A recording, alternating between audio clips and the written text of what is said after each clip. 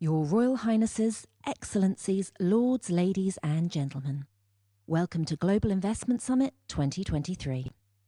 Before we start, please note there are no planned drills, so all alarms and announcements are to be followed. In the unlikely event that we need to evacuate the building, please follow the instructions given by our stewards. If there is anyone who needs assistance in an emergency, please make yourself known to a member of staff. Finally, can we ask you to turn your mobile devices to silent? Thank you. Time. Time is precious. We're all given it, but how we use it is the question. Let's show you what the United Kingdom does with our time. Some use it on inventions that have shaped the world we live in, like the man who wanted to create an information management system accessible to all. You might know it as the World Wide Web, which is where millions saw this icon go viral. I mean, it's adorable, right? Ready? Let's do it. We're entertaining the whole world. This is a place where we are breaking boundaries in all competition. It's a new dawn for women's football. And scoring more goals than ever before. That's 2.85 goals every 90 minutes. That's a lot of cheer. We're creating new worlds. In a place where our imaginations have no limits. We're creating the world of the future, where robots can save lives. Engineers are making 3D printers to make multi-grip bionic arms. It takes 48 hours to craft a single badge, and a fraction of a second for it to pass you by. We're leaving no stone unturned, or should I say, no strawberry unpicked. Bringing new energy to the world. Some are using their time to break world records. That's 1.8 seconds to change tires, to be precise. We are commanding the skies and launching into outer space. 44 years in the making. For a moment, looking back at home, trust him when he says it's worth it. It takes months to write an award-winning thesis, and years to develop the next generation of inventors. That's unrivaled talent finding solutions that will change the world. With unparalleled infrastructure and unique investment propositions, sectors of the future like AI, life sciences, quantum and tech. In fact, we're number one in Europe for tech, venture capital and unicorns. This is where the past, present and future unite. One would say we're quite productive. How are you spending yours? It's not about how you spend your time. It's about how you invest it.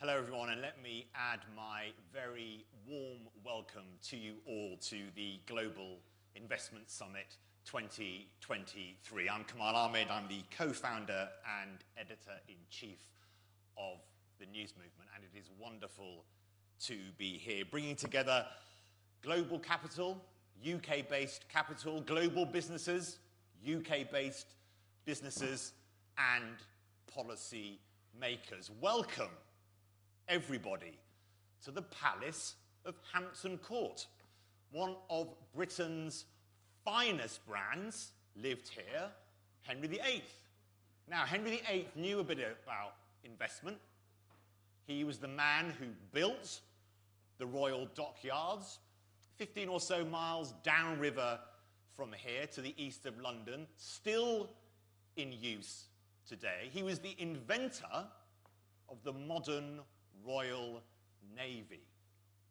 We had a little bit of beef with Europe in those days. So, nothing too much has changed maybe, although not quite as militaristic as a few centuries ago. But we also know that looking after investment is really important. Henry VIII became known as Copper-Nose towards the end of his reign because he didn't look after the public finances.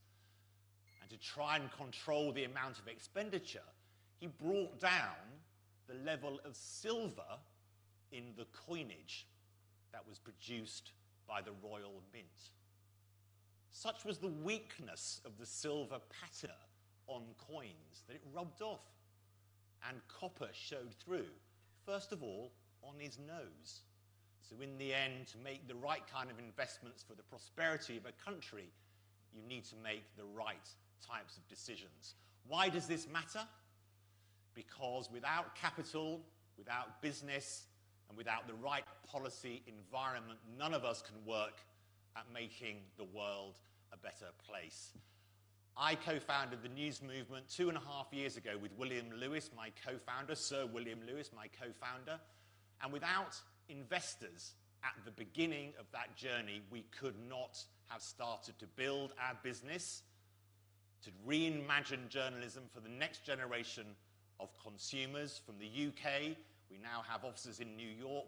We now provide jobs for 65 people. We know that journalism is a great export from the UK, whether that's our great news organisations, the Telegraph, the Mail, the Guardian, and many others, whether that's our great broadcasters, the BBC or Sky, or Channel 4 or Channel 5 and ITV.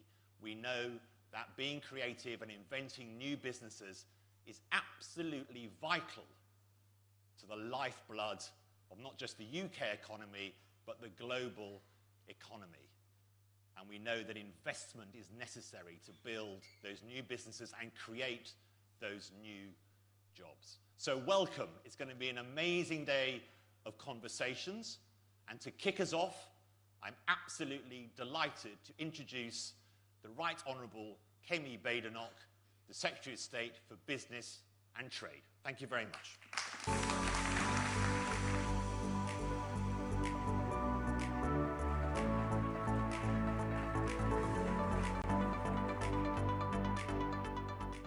Good morning, ladies and gentlemen, and welcome to the 2023 Global Investment Summit. Thank you to everyone who's travelled from across the globe to be here today to mark the next chapter in this country's future. 2 years ago, at our inaugural Global Investment Summit, we were still in the throes of a pandemic.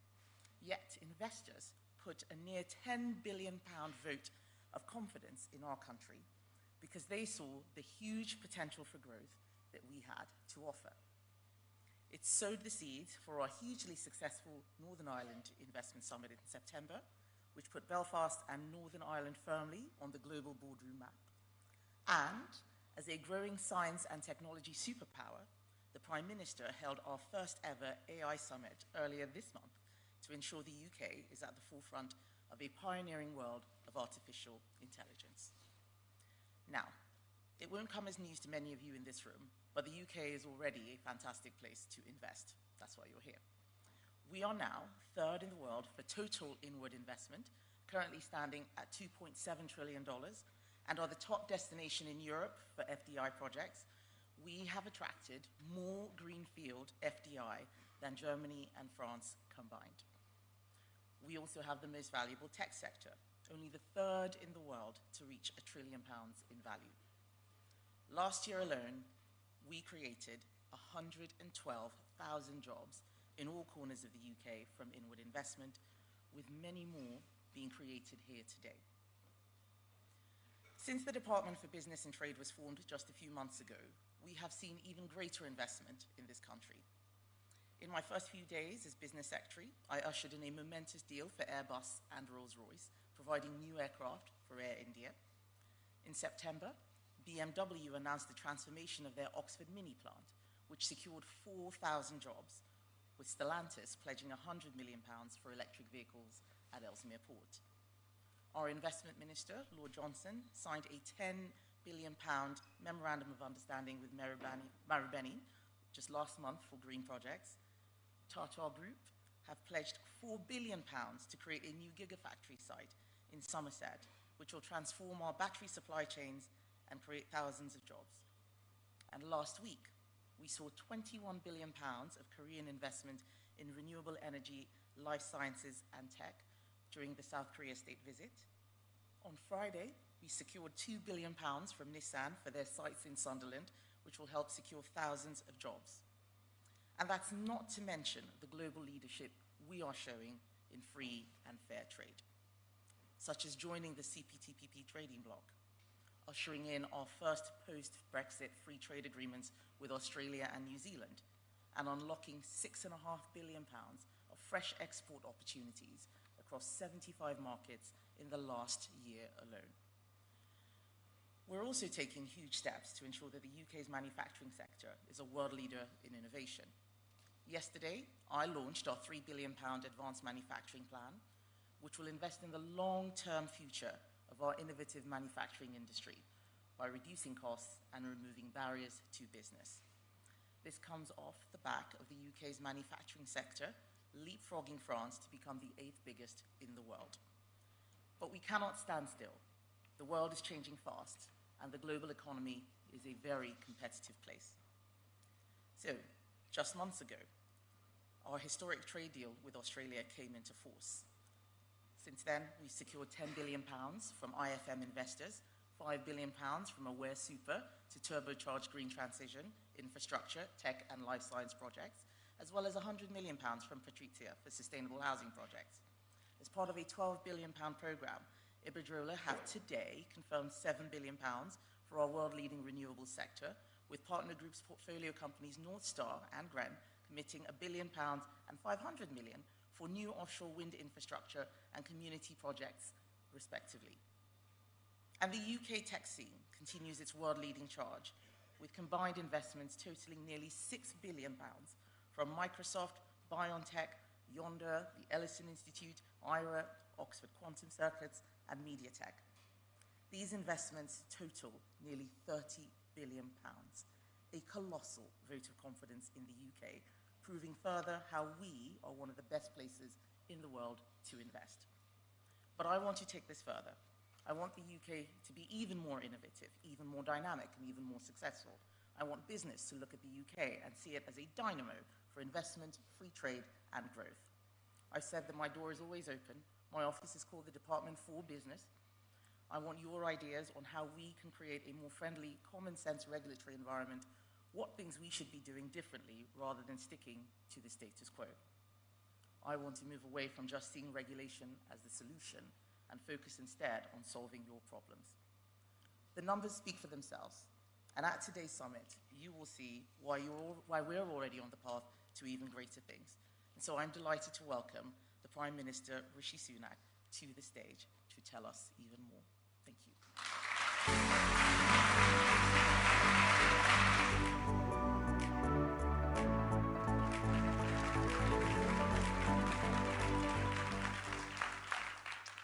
Good morning. Welcome to Hampton Court Palace and the UK's second Global Investment Summit. Now, my argument today is that the UK is a modern, dynamic, thriving economy. And where better to prove those futuristic credentials than a 500-year-old palace? But this summit is not just a sales pitch for Britain, although you'd better believe that I'm going to give you that. It's also a chance for us to say thank you. I've spent my career before politics in business and finance, and so have many of my top team, including the Chancellor. And we know that it's not governments that grow the economy. It's businesses and investors like all of you. You create jobs, drive growth, generate wealth, and you even take on some of the biggest social challenges we face. And it may be unfashionable to say, but I believe that your success is our country's success. So I'm really grateful to all of you for making the time to be here today. And your presence, your decision to choose to invest in Britain, is a huge vote of confidence in our country's future. And I think you're absolutely right to feel that confidence, because we are setting about making this the best place in the world to invest and do business. Now, I'm unashamedly proud of Britain, and there is a growing momentum right here in the UK right now. Don't just take my word for it. PwC's survey this year of thousands of global CEOs rated the UK the most attractive investment destination in Europe. And you can see that confidence in the decisions that people are making, like Tata, BMW, and just last week Nissan, investing billions into automotive and electric vehicle manufacturing. Or Microsoft, announcing today £2.5 billion for critical AI infrastructure, in addition to all the leading AI labs who already have their European offices here. Or the Ellison Institute of Technology, confirming today a £1 billion investment into their new Oxford site, researching and developing new technologies, including life sciences. And you can see that momentum, too, in our commitment to free trade. In the past year alone, we've secured new investment partnerships with the United States, Japan, and South Korea, worth more than £50 billion.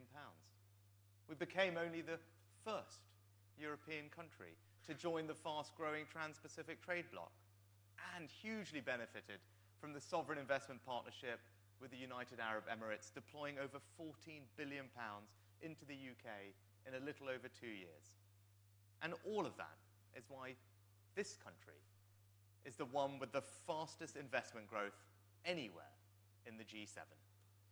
So when I say that this country can be the best place in the world to invest and to do business, you should believe me, and believe me because of 3 big competitive advantages that we have.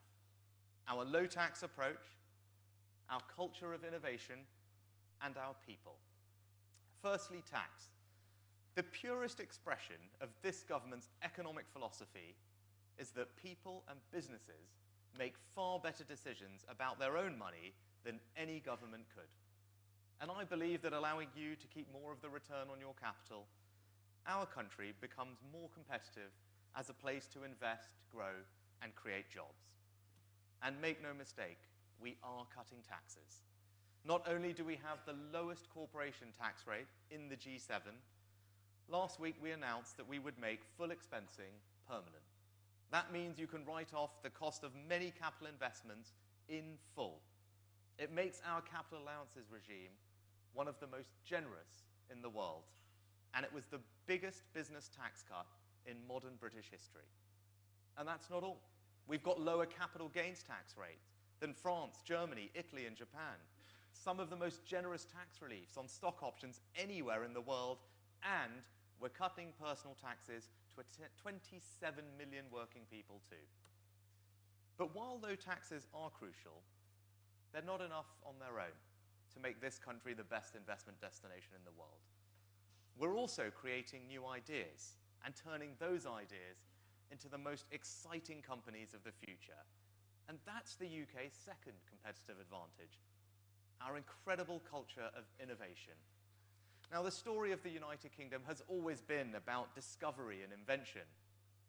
Ours is the country of Newton, Faraday, Hodgkin, and Lovelace, of Stephenson's steam engine, Darwin's theory of evolution, and the World Wide Web, invented by Tim Berners-Lee, who I'm delighted is attending here today.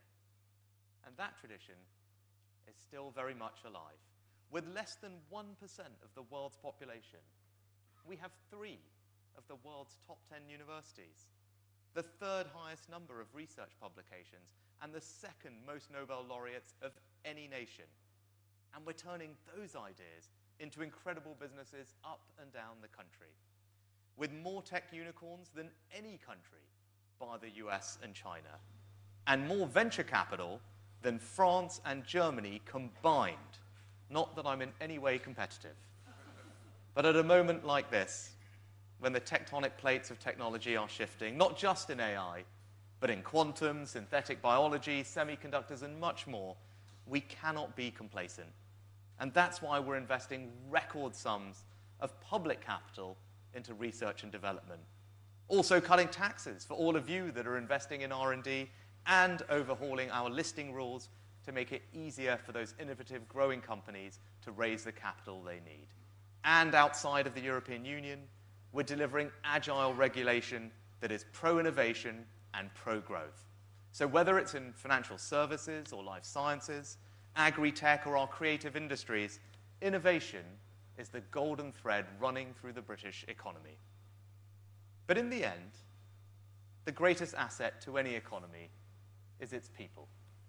And that's the UK's 3rd competitive advantage. Here at home, we're delivering a world-class education system. We've already got one of the most highly qualified workforces in Europe. And just as your businesses are having to adapt to the economy of the future, so our skills policies are evolving too, with our new lifetime skills guarantee which supports adults to retrain at any stage in their careers with record funding in vocational training like apprenticeships. But we don't have a monopoly on talent in this country, and we recognize that nearly half of our most innovative companies have an immigrant founder. So if you're an innovator, an entrepreneur, a researcher, you should know that the most competitive visa regime for highly skilled international talent is right here in the UK. And let me just give you one example. Our new high potential individual visa means that if you're a young person who's graduated from a global top 50 university, you can just come to the UK and stay here with your family for 2 years to just explore, work, study, invent. Nothing like that exists anywhere else in the world. And it tells you everything about our pro-innovation, pro-growth, pro-business philosophy. So that's the opportunity here in the UK, and that's why you should believe me when I say this is the best country in the world to invest and to do business, because of that unique combination of a competitive tax system, our culture of innovation, and our people. Now, I know people look at summits like this and often say that they're just big talking shots, but let me tell you what we have achieved. This summit has galvanized new investments in the UK economy worth a total of £30 billion, over 3 times as much as the first summit that was held just a couple of years ago. That will support tens of thousands of jobs right across the UK. It will create new growth and new opportunities. And it is a huge vote of confidence in our country's future. So thank you for choosing to be part of that future. Thank you for everything that you are doing for this country. With your support, we can and we will build an even brighter future for our children and our grandchildren. Thank you and enjoy the day.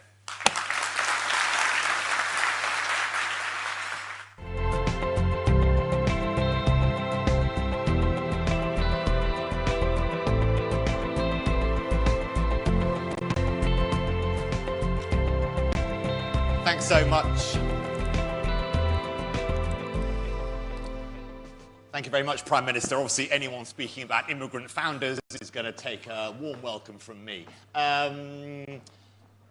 Already we've started to hear some of the big themes we're going to be talking about today: manufacturing, climate, tech, the regulatory environment. All those things are vital to a good environment for global investment in the UK and elsewhere. Also, of course, the notion of tax and how that works to promote businesses and how they operate. We're going to be moving on now to our first discussion session of today, and it's going to be an absolutely brilliant one. And to introduce that session, Lucy Fraser, the Secretary of State for Culture, Media and Sport, and in that position, the head and the driver of one of the most important sectors in the UK, the creative industries. Secretary of State, welcome to the stage.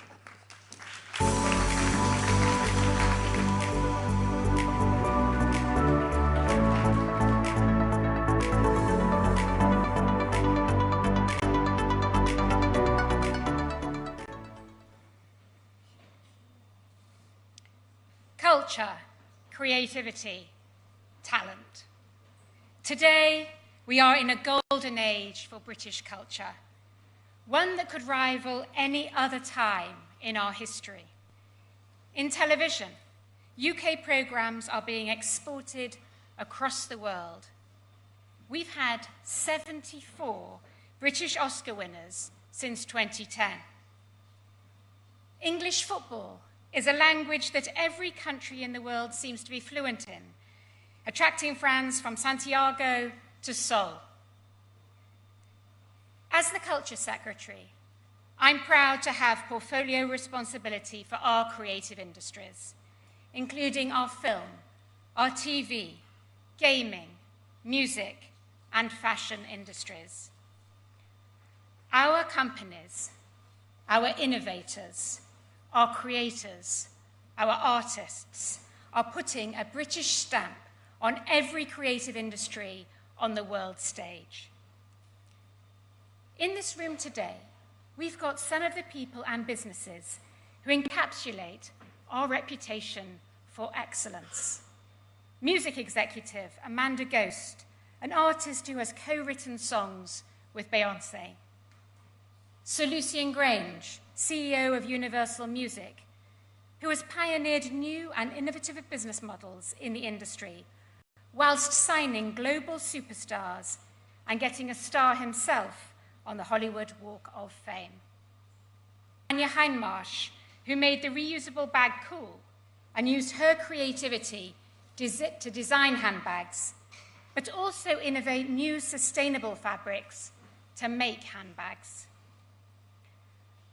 I believe that although we may be too self-deprecating to admit it, the secret ingredient to our thriving creative industries is in large part innate British talent. Brits have always found ways to challenge convention, to push boundaries, to upend the accepted status quo.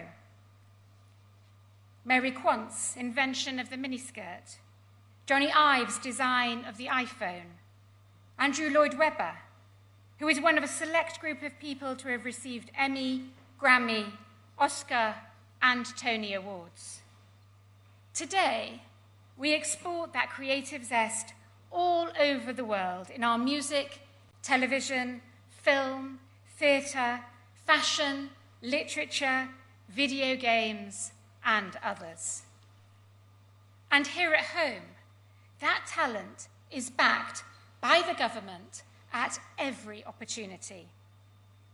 Consecutive Conservative governments have recognised the potential that exists across our creative industry, and they've recognised the enormous dedication and determination of the businesses and people in these sectors.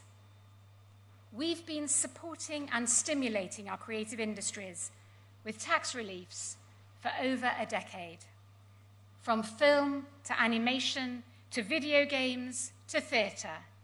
These tax reliefs have helped to attract significant global investment into the UK.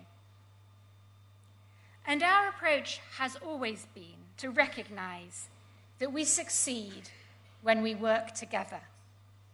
It's a partnership. The government cannot guarantee success, but we can help to create the conditions and a framework that fosters it. And when you succeed, we succeed. And working with international partners is an important part of that partnership. Just look at Barbie, a film recorded in the UK that supported 750 jobs, added £80 million to our economy, and earned over £1.1 billion at the global box office. That is what this summit today is all about. Creating partnerships, seizing opportunities to invest, and tapping into that spark of creative British creativity. And as you saw at the autumn statement last week, we are committed to growing our creative industries long into the future, building on our existing foundations and continuing to succeed together. I look forward to talking with as many of you as possible today and in the future about how we continue to do that. And now I would like to introduce Oliver Dowden, our Deputy Prime Minister.